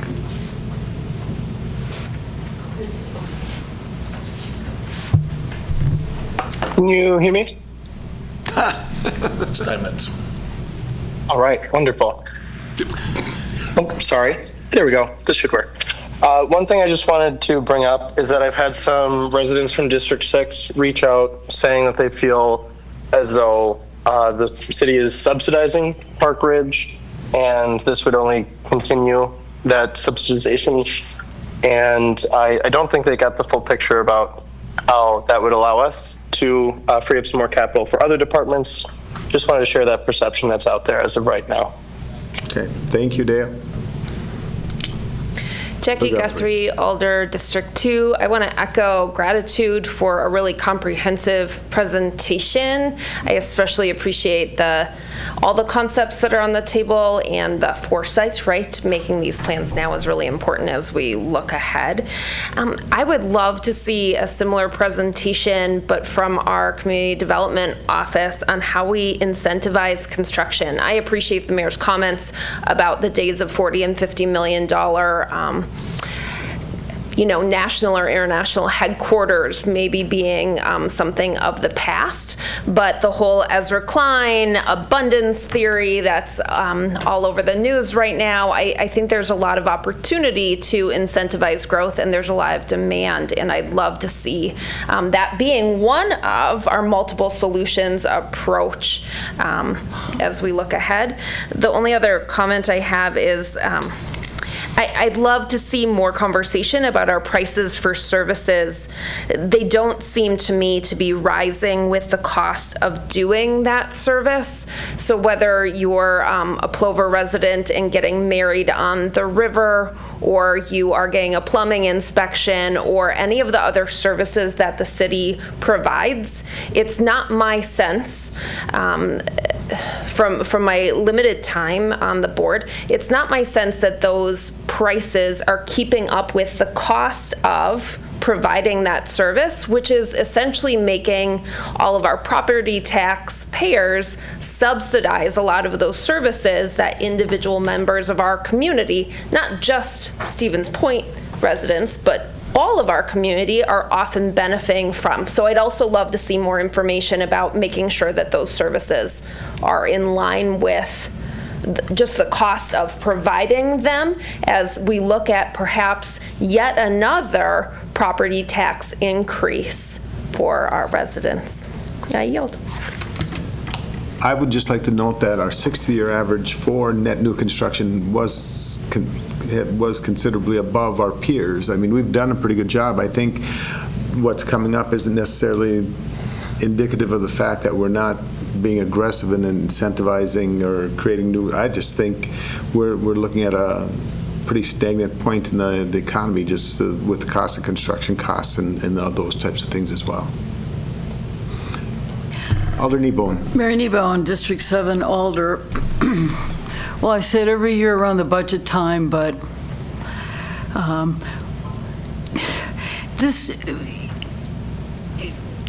it's basically just another tax increase.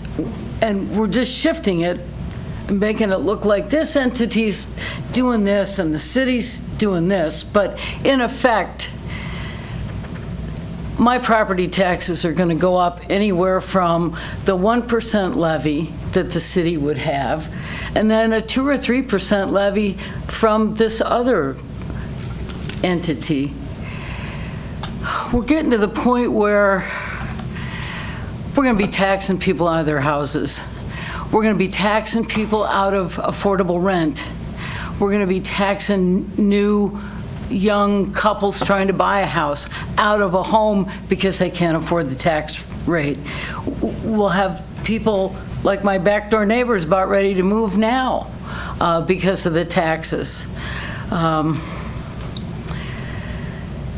It seems to me the problem stems from the states keeping too much of our money. If we keep putting fixes, little fixes, on our taxpayers, the state doesn't ever have to do anything else. oh, Stevens Point's doing fine. They're getting by. We don't hear anything from them. Maybe it's time that they heard from everybody in Stevens Point, not just the folks that go down and lobby in the League of Municipalities. We are not alone. Most municipalities in the state face these same problems.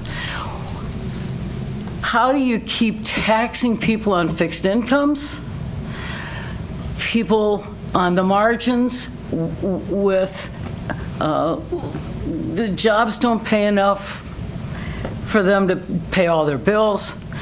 Rent goes up because property taxes go up. Now you've got more people that are homeless or living in their cars. The state has to do something, and granted, we can't count on the state. But we need to start rattling those cages a whole lot more than we are, and every person in this community should be reaching out and saying, look, our property taxes are punishing us at this point. You have to do something to make it better for my community. Maybe we have to start seeing what the cuts are going to be. Maybe when people really start to feel the pain, they'll start to make some noise. And I'll tell you, there are some things I'm willing to pay more taxes for, and that's police and fire, because those things, affect my life and my home. We just have to be really, really careful when we talk about starting a new taxing, an entity that can add to our levy limit is basically just a way to get around the 1% levy limit. And it's all going to fall on the taxpayer. No matter how you look at it, it's all going to fall on the taxpayer. And I put $500 a month aside for my taxes, and I pay $500 a month on my mortgage. So it won't be too long before I'm paying more in taxes than my mortgage. And at that point, maybe I'll move. Thanks.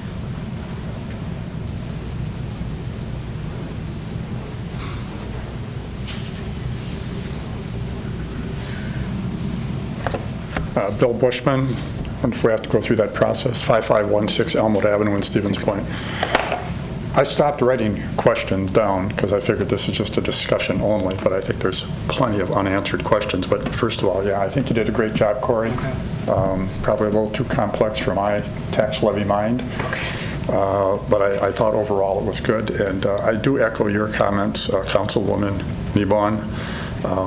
I think if this gets to the point where it comes to the taxpayer, they're not going to understand all this. It's going to be based on what's my tax rate going to be? What's my tax going to go up?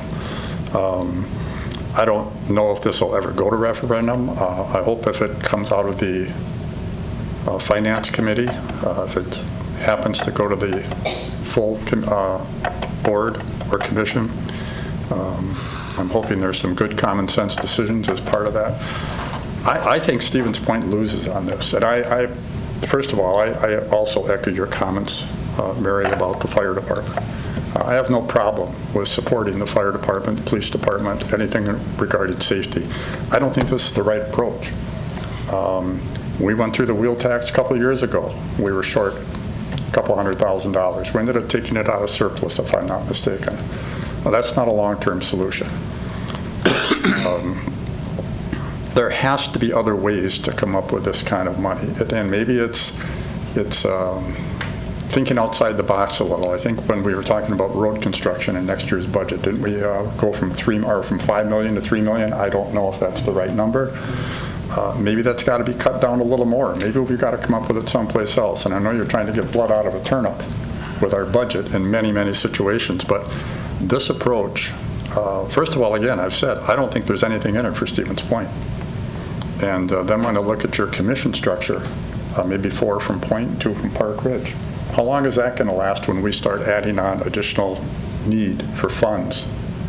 And all of a sudden they're going to say no, and yet it's going to carry through. How long are they going to want to continue that relationship? A lot of unanswered questions. And I'm not supportive of this. I'll tell you that right up front. And it's not because of the $17 for a $194,000 home. Sometimes I wonder where we get that number, because I don't know how many homes we have at 194. That's the average. That's the average, hard to believe. The median. Median, sorry. Median, okay. They're different, by the way. But I'm not going to sit here and tell you what effect that'll have on me, but that's beside the point. I know we're in the discussion only, and there's an awful lot of discussion. I'm a little concerned that the average citizen, as we can see from the room today, very little emotion, very little concern, very little knowledge, I'm sure. And I hope it doesn't boil down to, well, it's only $17, because I think there's more to this than that. So, thank you. I'll send you my questions. Okay, yeah, please do. Okay, anyone else? Okay. I'm going to take just a few minutes here, because this is an option, right? I agree wholeheartedly with Mary Kneebone. It's the state that put us in this situation. The state takes our income tax, and then they return some of that out of the goodness of their heart through shared revenue. And that has been decreasing steadily every single year. We get less and less back in shared revenue from the state. That puts a bind on us. The only option we have for funds, really, at least predominantly, is property taxes. When the state puts a requirement on that you can only increase your spending by the amount of net new construction, that really becomes a challenge. Because we have roughly 250 wonderful employees. Every single one of them works their butt off for this city. And when it comes budget time and we get 1% net new construction, cost of living is 2.5%, 3%, how do you look them in the eye and say, okay, we can only give you 1% because that's all the state says we can spend? So we need to find other ways. Your departments have done that. 5 years, 0% increase. There was a question at the Police and Fire Commission. Well, where did all that money go if there's no increase there? What do we do with it? It went into salaries and benefits. That's really where it happened. And we were looking at cuts, potentially, to meet that minimum cost of living, that CPI adjustment on our pay plan. We spend tens of thousands of dollars on pay plans to make sure that we are paying our employees what the market is bearing, or at least as close as we can come. If we stop doing CPI adjustments, you start slipping. And in 10 years, when we do another pay plan, you're going to be 40% out of whack. We can't have that again. So we've prioritized, the council has prioritized making sure that we keep our pay scale in line with what the market bears. Competitive. Yes, and that's the priority that the council has chosen. But to do that, we need to figure out how to pay for it.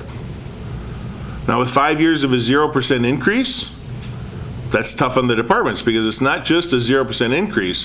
If CPI is up 3%, everything they do costs 3% more. So they're actually taking a 3% loss each year. Are there other options? Yes, this may not be the one. But we've been getting creative for several years.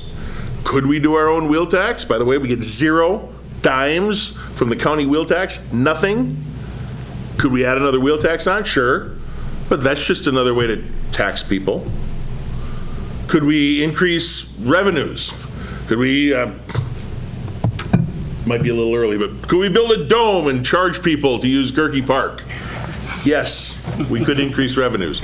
But when we're talking about $20-some million for a 1% move on the needle, that's tough. Today at staff, I already talked to staff and said, listen, we're going to need options.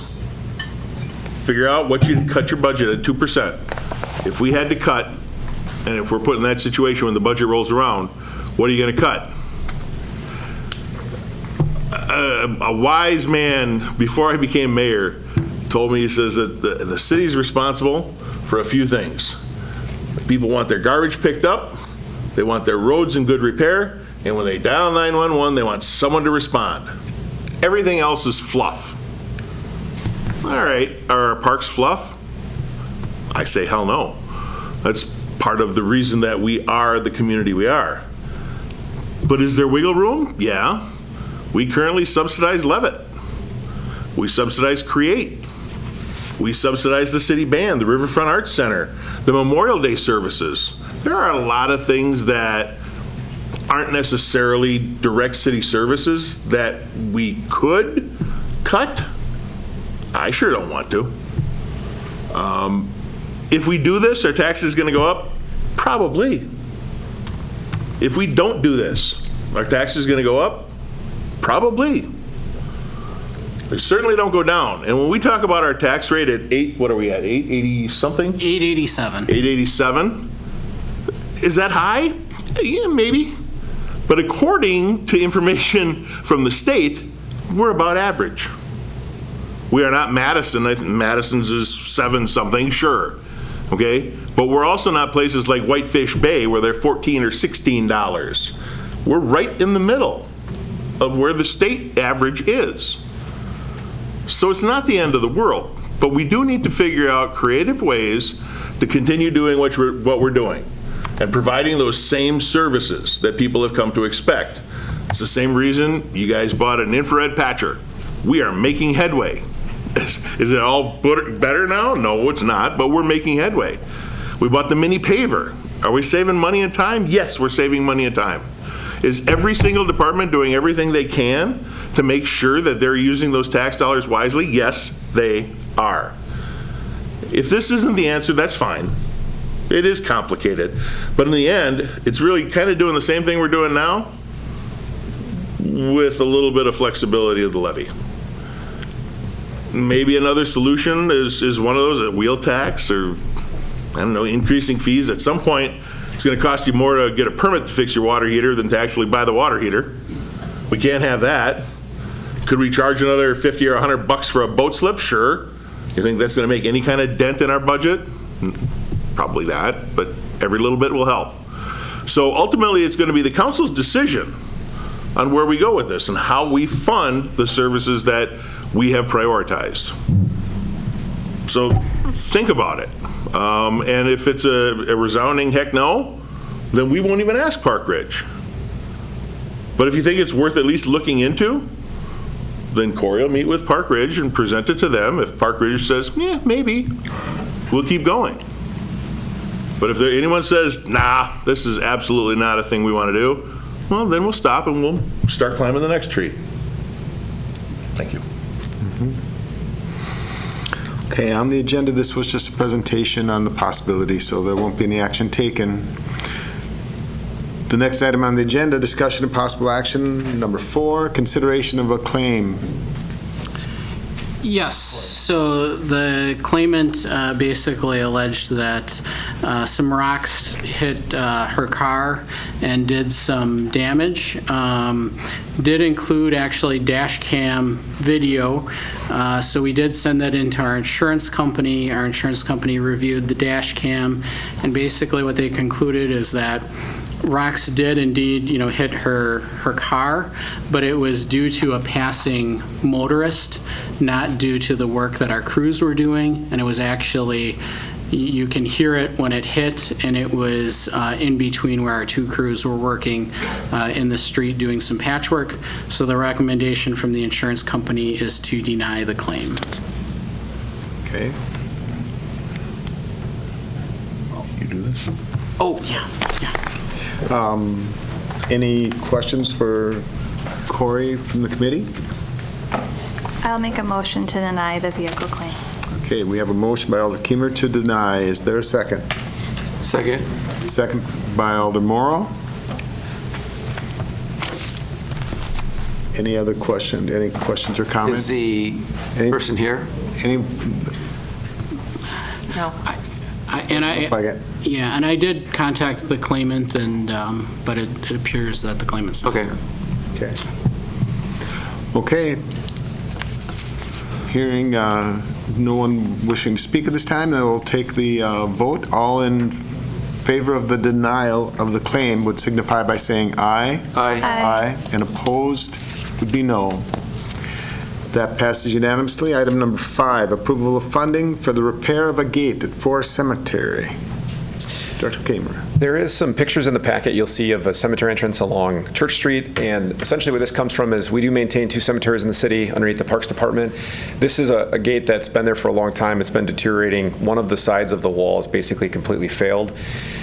We didn't have funding for it. We did try to put this in the capital budget a few years ago. It was a little less expensive, but ultimately with all the priorities and projects, it didn't make the cut. About a year and a half ago, Russ Prusik reached out. He's done some fundraising to his credit. The Saramer Family Foundation stepped forward and did contribute $17,000 towards it. Additionally, there was a $5,000 materials grant acquired from County Materials. That does not cover the full gap, though. The cost to do basically a salvage project on this, it's a partial rebuild and then a bunch of tuck pointing and crack filling, is just under $25,000.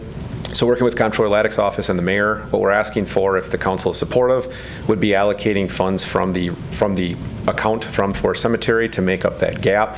We would use that donation, and then that work would happen here in August and September. The pro is it is the main entrance to the location. It's a highly visible spot, and it really does look poor. We're really at a point that if we don't do it, we are going to have to demo it, essentially. We're going to have to knock it down. We can't let it keep deteriorating. So staff's looked at it. We did have Point Masonry take a peek. We had another contractor that was interested early, just due to workload, ultimately did not submit a formal bid when we were looking to move forward with something. So we're recommending approval to Point Masonry and doing that work here in 2025. Any questions for the director? What's the Forest Cemetery account balance? So basically, we have 2 different funds. We have got a perpetual care fund that we invest, and then we've got some, and that's about, I think, $80,000, but that we're not supposed to touch. You're just supposed to use the investment earnings. And then the balance in the Forest Cemetery account that's cash liquid is about $20,000. Yeah. So there is enough money in cash to cover this. So, or cover the city share. Any other questions from the committee? Any from the public?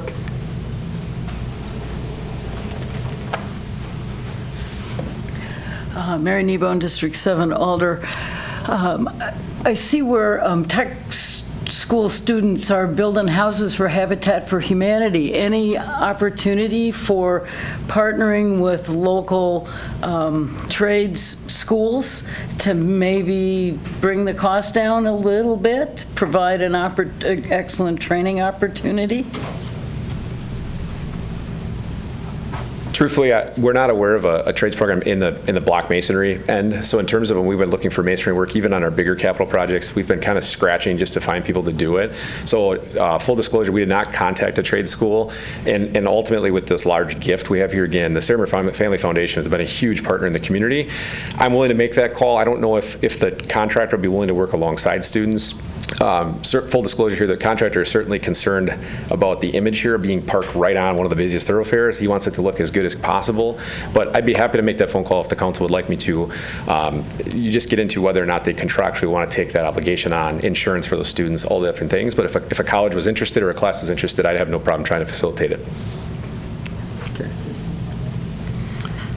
Any other questions? Not, we'll take a vote. All in favor of... You don't have a motion. Motion I'll first. make a motion. Motion by Alder Schuda. Is I'll there a second. Who was the second? Keemer. Alder Keemer's with our second. All in favor of approving the repair of the Forest Cemetery gate structure would signify by saying aye. Aye. Aye. Aye, and opposed would be no. And that passes. Item number 6, approval of funding for Badger Books election equipment. Sue. Hello, everyone. I think you've all received the memo that Carrie Yenter had put together prior to her retiring. It was just an opportunity for us to modernize the election process, save a lot of time actually in the clerk's office, save a lot of time for the election chiefs at the polling locations. You may not know, but we had, nearly 4,000 in-person registrations. Every time we get one of those, they have to manually be inputted into our election database. So I basically, it's saving a lot of time if we do go with Badger Books. And how we could potentially afford it would be to downsize polling locations from 11 to 6. The previous clerk, Carrie Yenter, worked with the county clerk's office to come up with combinations to actually limit the travel time, because I know that was kind of a hang-up in the past when this was brought forward. So I don't know if you have any questions for me. I did put together a lot of information that was in your packet. My one question, I know this past election was a heavy turnout, but Yes. For District 1, we already experienced some pretty significant wait times. Would staffing levels remain the same, or would they increase slightly? Would we still be able to get people through on a timely basis? Because it was like a 45-minute wait, I think, or if not longer. Well, I think people always expect to wait a little bit when there's a presidential election. But with Badger Books, it's actually, check-ins take about 10 seconds rather than, over a minute. And registrations take 90 seconds. So even cutting the number of polling places, they may actually get through still more quickly. They would probably get through quicker. There'd be less lines, less congestion at the, there'd be just 2 lines, one, registering, one, checking in. I mean, yeah. So ultimately, it would save people time waiting in line. We would probably have to have the same amount of staff we currently do, but for, 5 fewer polling locations. Any other questions from the committee? Comments from the public?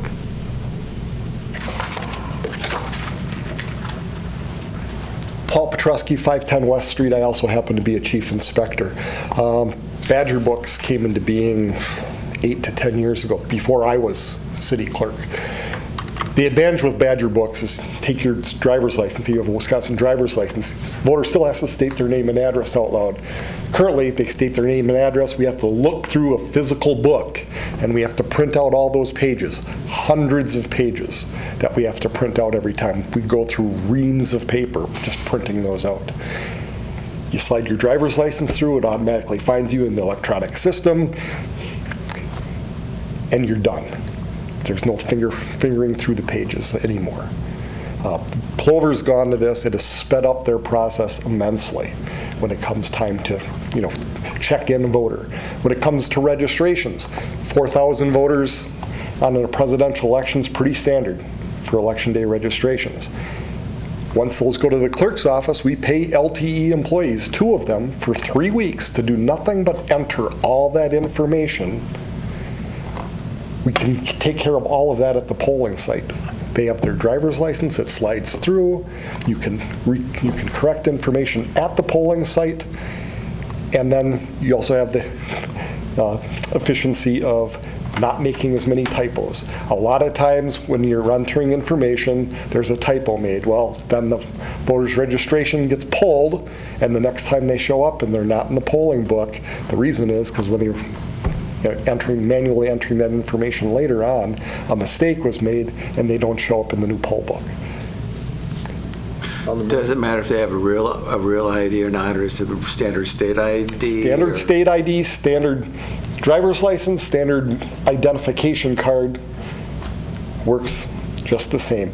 The issue will be with out-of-state drivers. Their driver's licenses won't work for that information. They'll still have to provide their UWSP student ID, and that information will have to be entered by the poll workers at the polling site into Badger Books.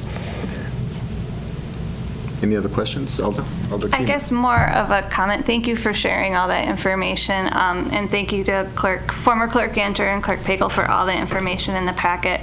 I did have a long wait time the last election, like many of you, but I have to say, in my experience, it is that check-in process that's the most cumbersome. There's 5 or 6 people voting at a time, but it's that long line of people finding your name in the book and signing it and whatnot. It was also really interesting and useful to see the number of polling locations at all these other municipalities. I mean, we are clearly very high for the population we have.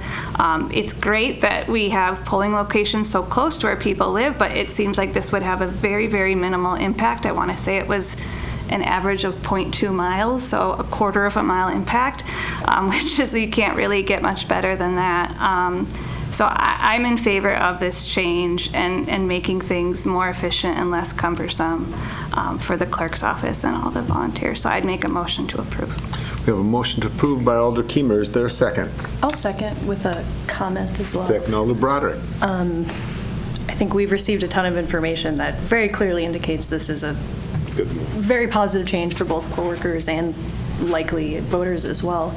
My only concern is that we are, in reducing the number of polling locations, causing a lot of voters to now have to go somewhere else, and that does pose a risk for folks who have become very used to their voting working a certain way, right? And so I would be concerned about seeing a reduction in turnout because of that, and I wonder if there's any way that we can just be very proactive about making sure our messaging is super clear about where everyone has to go to try and limit that potential risk there.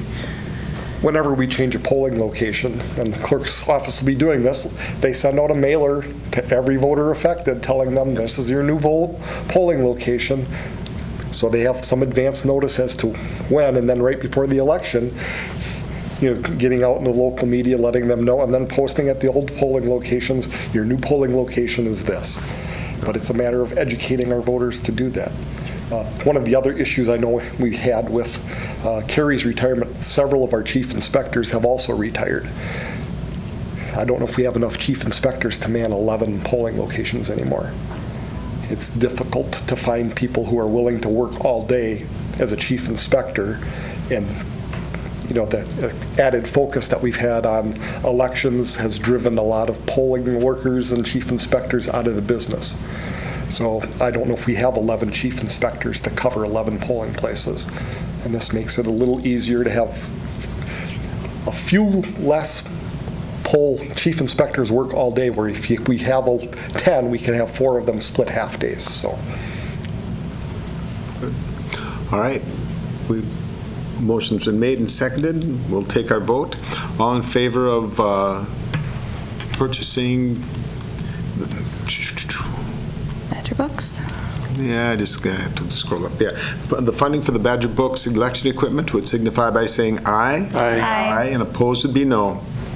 Item number 7, approval of the contract renewal for Forward Appraisal LLC for property assessment services. Director Kivala.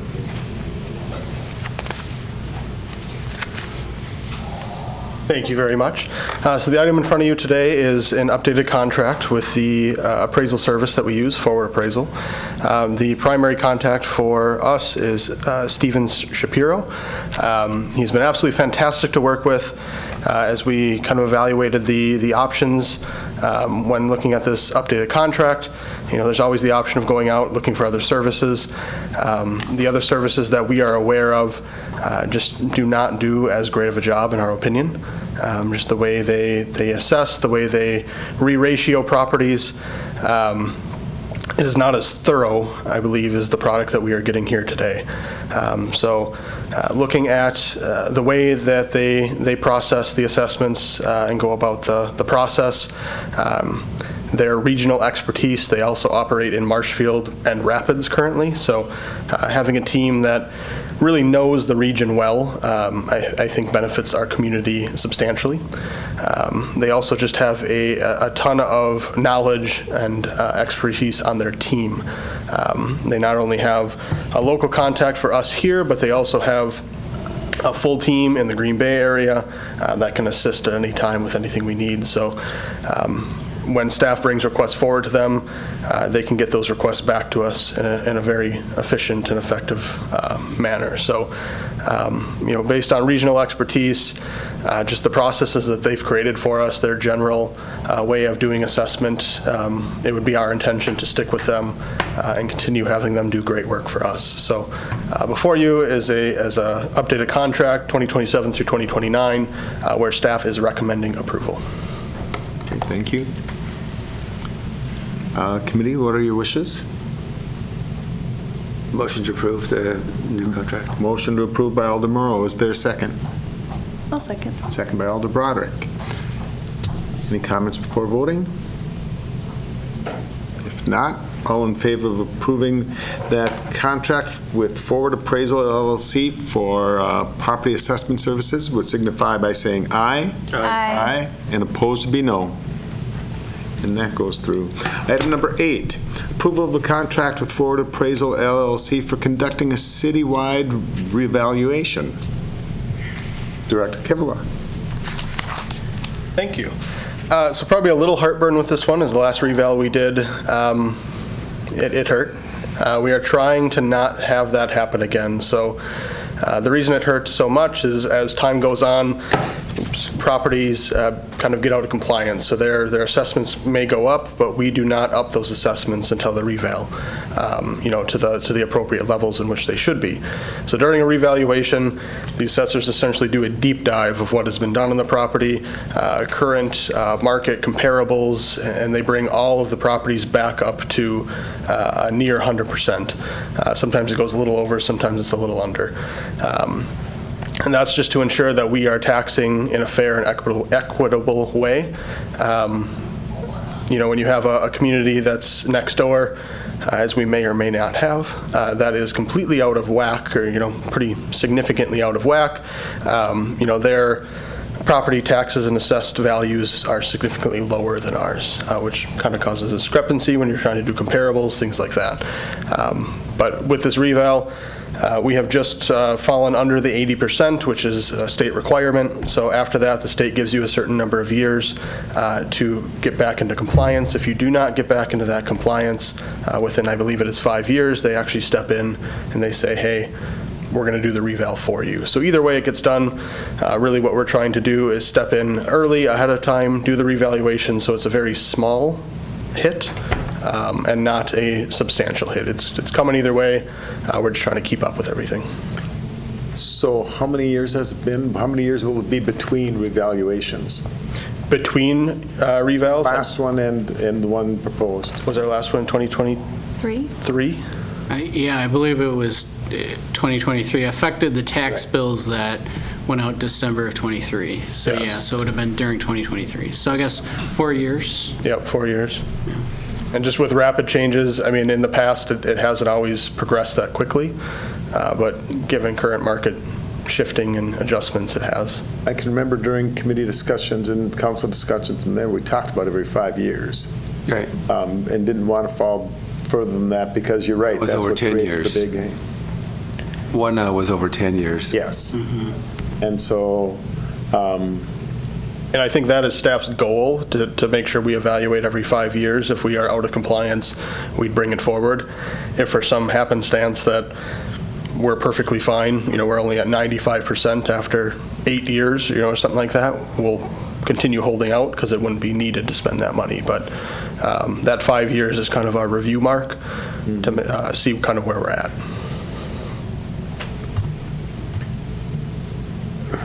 How problematic would it be because this would make it, so you're planning on doing that this year yet? So the process would start late this year. It would flow into 2026 and be all of 2026, and then it wouldn't be, I guess, presented until that 2027 year brought forward. So it'd be 5 years. No, 23 to... Maybe 7, maybe 4 years. 4 years. Mm-hmm. And we can certainly... That's kind of my impression. It seemed like 1 year early. I'm firmly in favor of reevaluating regularly And we can leave that entirely up to you guys if you guys would so choose to wait that additional year. We can't necessarily predict what we're going to drop to, but we can tell you is we're going to drop below 80 in this next year. So. Right, but then you would have 5, and we're not going to wait for that, obviously, and we don't want to repeat what we went through last time, but. So by going the end of this year and all of '26, would it affect the December 26 or December of 27? It'd be December of 27 tax bills. Correct. So it would be, the valuation would be 4, but the tax rate would actually be 4 years from the last tax evaluation as well. 24 to 28, yeah, you're right, still 4. I don't feel strongly either way, but I know that was the discussion at that point, was that we would do it every 5 minimally, and sooner if things were getting significantly, I guess. So that would be my question is, do you feel it's enough out of whack that we need to do it a year early or not? I feel like if we wait, if we push it back another year, we will be dropping. Significant is relative, but I feel like we will be dropping into a range that it'll sting a little more. But at the same time, I don't necessarily think it would be detrimental. Thank you, Chair. Yeah, I mean, the fact that we may already be at 80% is kind of shocking to me, and that we might be below 80 next year. And I guess, I mean, even though it is uncomfortable to do this, I feel like the idea of waiting longer just makes that hit worse. So I guess I'm surprised, but 4 years doesn't seem that much different to 5 to me. We've had a lot more inflation, too. Yeah. Okay. So is there someone willing to make a motion? I'll make the motion. And what would that motion be, Alderman Morrow? To continue with the evaluation. Okay. So we have a motion to approve the contract with Forward Appraisal for conducting a citywide reevaluation. Is there a second? I'll second. Second by Alder Keemer. All in favor of that contract, of approving that contract, would indicate by saying aye. Aye. Aye. And opposed would be no. It be so. Item number 9, approval of modifications to the relocation assistance program for the former Edgewater Manor residents. Yes, so I think most of you are probably already aware that we provide a relocation assistance program for the former Edgewater Manor residents to subsidize some of their rent. And most of them moved over to the Berkshire across the street from the former Edgewater Manor site. And that rent is increasing for 2025. So it increased by $67 a month, which is an 8.3% increase. This is pretty difficult for these residents to handle just because they are lower income. So basically what I'm proposing is that we would increase the subsidies by $60 a month. So basically let them cover the 7, and then we would cover the 60. And I would note that the Edgewater Fund overall is still doing well. There have been, a number of people who have transitioned out of the program into, other types of living situations, or, some of them have unfortunately passed on. So there is sufficient funding in the Edgewater Manor Fund for this adjustment. What are the number of people on the program? 8. 8 total, yeah. Any other questions? You as staff support this? I do, yes. Okay. Yep. I would then make a motion to support staff. Okay. So we have a motion to approve the staff recommendation that I want to put it the right way, to modify the relocation assistance program for the former Edgewater Manor residents. Is there a second? I second. Second by Alder Morrow. Any other comments? I think this is a great program for what we were able to do. A lot of the people, because they're living in a brand new apartment, and what the city was able to do with that, I think is really good. I think the county should look at that too, for what they're going through with their own health department as well. Because we've been able to move, these folks have been able to move, they've moved to a brand new place. And with the funds that were already there, it did not hurt their quality of life, and it oftentimes I think it really increased their quality of life. Okay. Any other comments? Hearing none, we will take our vote. All in favor of the approval of modifications to the relocation assistance program for the former Edgewater Manor residents would indicate by saying aye. Aye. Aye. And opposed would be no. And that passes.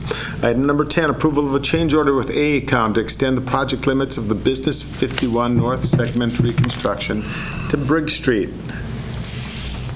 Director Badoon. Good evening, everyone.